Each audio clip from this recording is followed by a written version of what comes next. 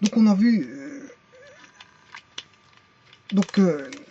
il existait que l'atome historiquement était connu depuis très longtemps, que est venu à un moment donné de l'histoire, un savant qui s'appelle Jean Perrin, qui a mis en évidence, je veux dire, l'existence d'une nouvelle particule que personne ne connaissait auparavant.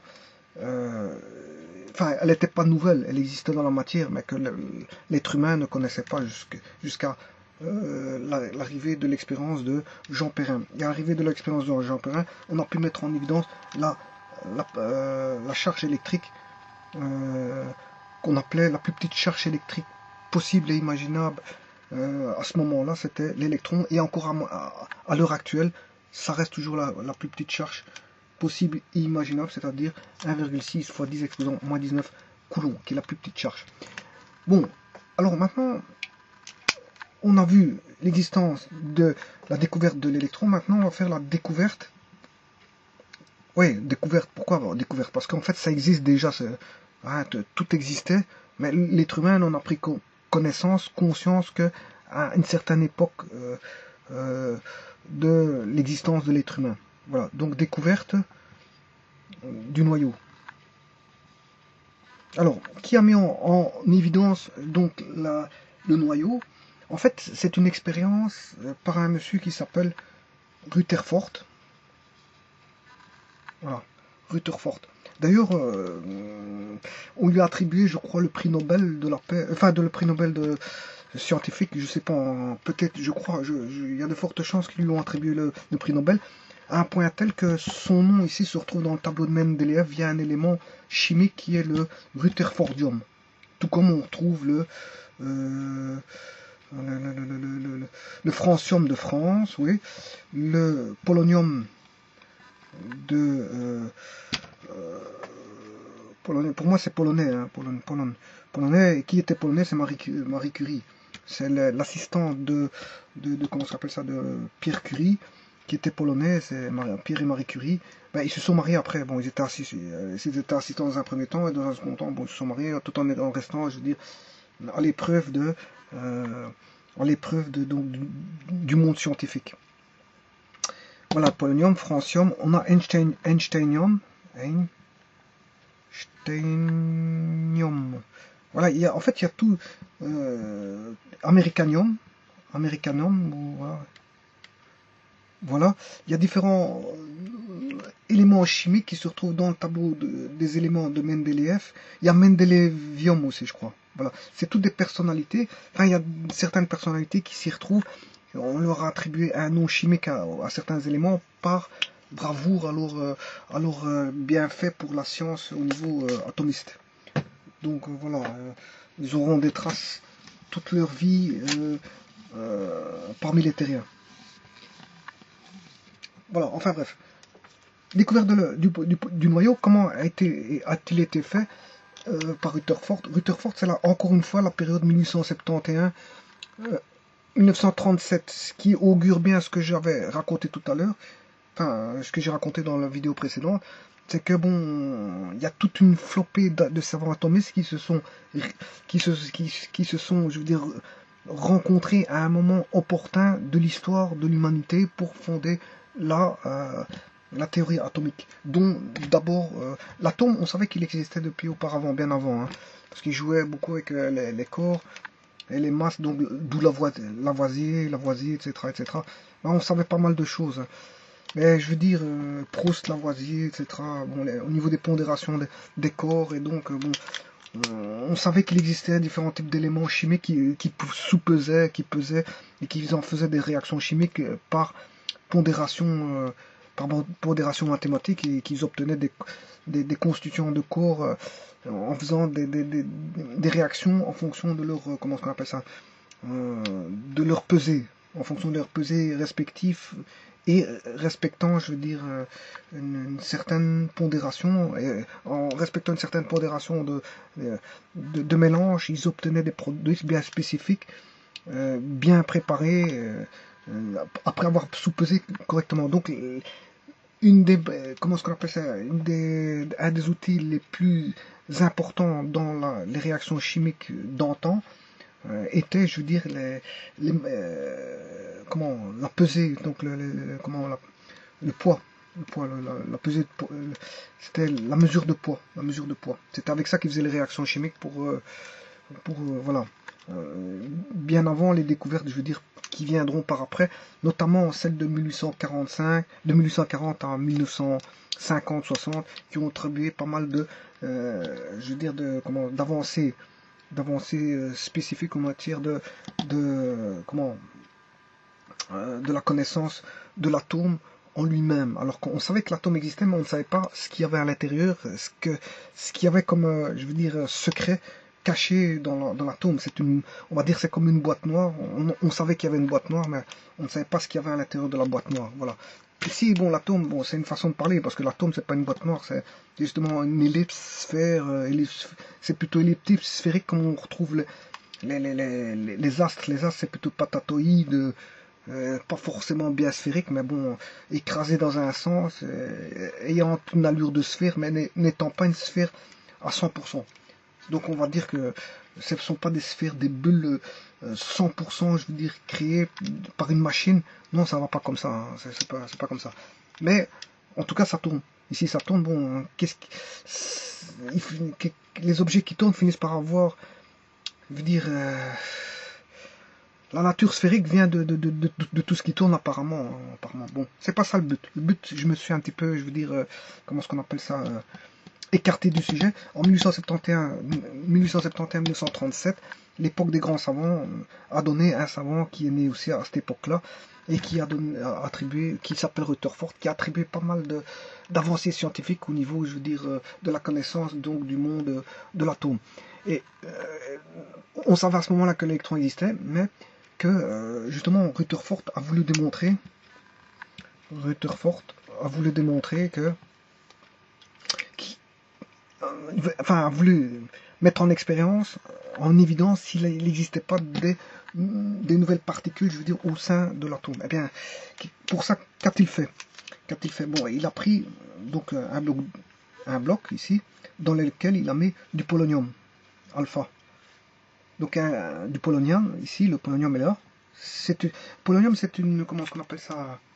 C'est un élément atomique chimique qu'on appelle le polonium. Et que, je veux dire, en fait, il est radioactif. Donc il émet des particules alpha, et les alpha, c'est deux fois l'électron. Hein. C'est du corpusculaire. Voilà, du rayonnement alpha. Alors, bien sûr, il faut focaliser tout ceci pour... voilà, et on met du plomb. Pourquoi mettons du plomb? Ben, c'est pour éviter bon, les échappées de particules alpha dans tous les sens. Voilà, on sait bien que c'est radioactif. Il faut pouvoir, je veux dire, concentrer ça dans une enceinte, je veux dire, où il n'y aurait pas de projection radioactive directionnelle dans tous les sens, mais plutôt dirigée dans un sens bien précis. Voilà. Donc il dirige le sens avec une certaine focalisation apparemment. Et qu'est-ce qu'il utilise? Ben, il utilise une feuille d'or. Une feuille d'or. Ben, déjà l'or c'est cher déjà. Hein.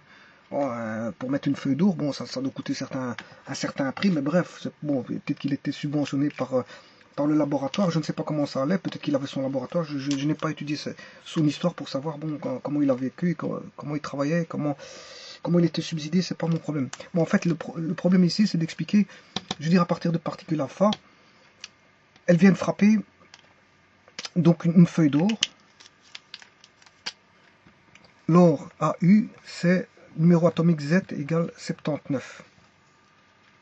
Voilà, donc l'or, c'est un élément conducteur, un bon conducteur de chaleur et d'électricité. Bon, donc ici, qu'est-ce qu'il met en plus de ça? Il met un écran. Un écran.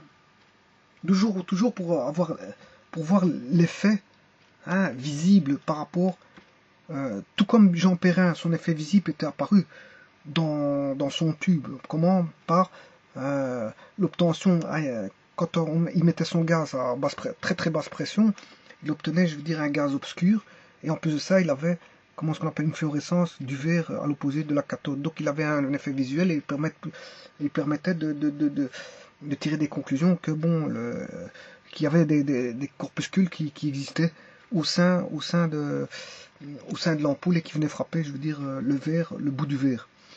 Mais ici c'est un peu la même chose. C'est un peu la même chose. Bon, il met un écran en plus pour faire visionner, je veux dire, ce qui va se passer. Bon.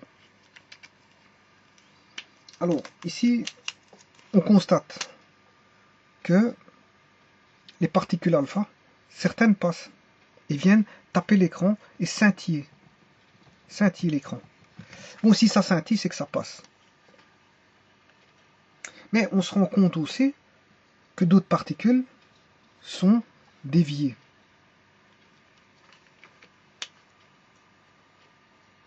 Bon.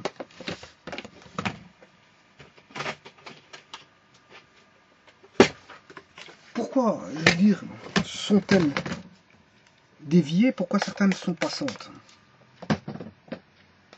Pourquoi certaines sont déviées? Pourquoi certaines sont passantes?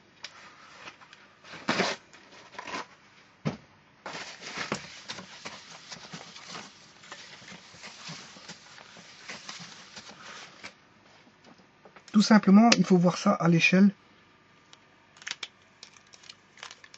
vue sous une loupe agrandie. Donc ici, on a la feuille d'or. La feuille d'or. Mais la feuille d'or est constituée, pour lui, je m'excuse, de matière. Donc, on va dire, ça c'est la feuille d'or. Ici. Or qui vient... AU, l'élément chimique AU vient de aurum. Hein. Aurum, de or. Voilà. Et ça, ce sont des particules intérieures. Bon, bien sûr, il y a des électrons hein, qui tournent autour de chaque noyau.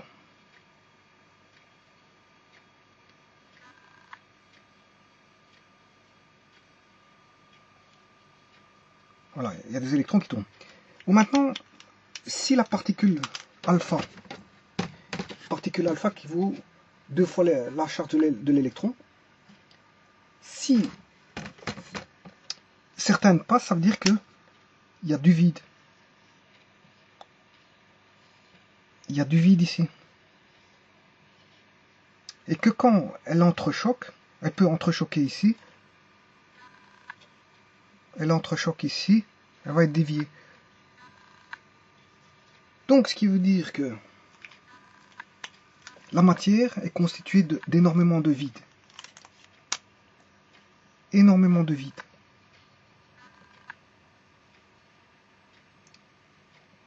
Et qu'entre deux vides, ben, entre plusieurs vides, la particule alpha peut passer. Attention que c'est pour ça qu'il a pris une mince couche de feuilles d'or. Hein. Justement, c'est pour pas avoir quelque chose de gros et qui va faire une collision un peu partout. Donc c'est bien, c'est judicieusement choisi. Sa feuille d'or est choisie de manière judicieuse. Comme ceci, bien sûr, parce que s'il commence à avoir des petites billes un peu partout, ce sera impossible de faire passer à un moment donné, la chance de choc sera, je veux dire, quasiment à 100%, puisqu'il y a des boules partout. Donc, ce qu'il fait, c'est réduire une mince couche de feuilles d'or pour essayer justement d'avoir le minimum justement de noyaux atomiques. Et ainsi, bon, si on n'a pas trop, il y a plus de chances de faire passer, je veux dire, entre deux espaces vides. Parce que s'il y a trop de noyaux, même s'il y a des espaces vides, ils vont entrechoquer sur d'autres noyaux, ou encore d'autres, pour ne jamais passer. Les particules alpha ne pourraient jamais passer au travers, si la feuille d'or est trop grosse. Donc, il faut une feuille d'or la plus fine possible. Et à ce moment-là, on rend compte que certaines passent, et d'autres pas. Rien qu'avec cette expérience-là, il en a déduit que la matière était constituée, je veux dire, de noyaux. C'était le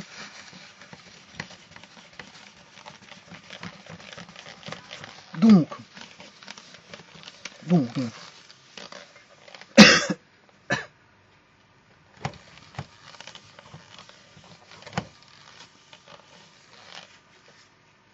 Donc ici, ce qu'on sait maintenant de la matière, d'après l'expérience de Jean-Pierre Perrin, c'est qu'il y a des électrons. La matière. Les atomes sont constitués d'électrons, mais ils sont constitués de noyaux atomiques.